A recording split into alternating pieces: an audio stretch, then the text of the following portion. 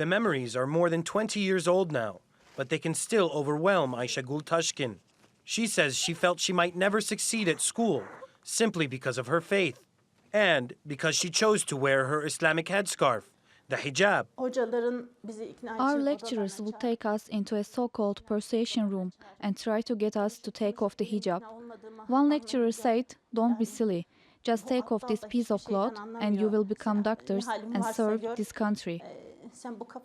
In those days, the Turkish military would routinely threaten and overthrow democratically elected governments. There were 3 coups between the years 1960 and 1980. Back in February 1997, the military said that banning the hijab from government institutions was to protect Turkey's secularism.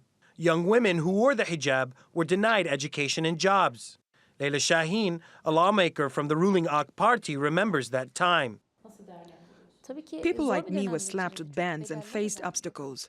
But while people were suffering, they worked for change without being violent or unfair.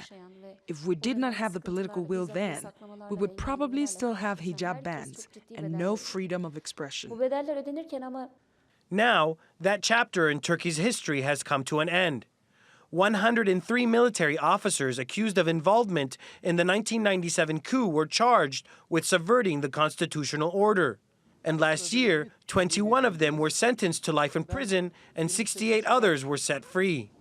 Back at the hospital, Dr. Taşkın says she's struggling to let go of the bitter memories. But she says she finds some comfort in knowing that today in Turkey, women who want to learn won't have to face the same trauma as her generation. Obaide Hito, TRT World.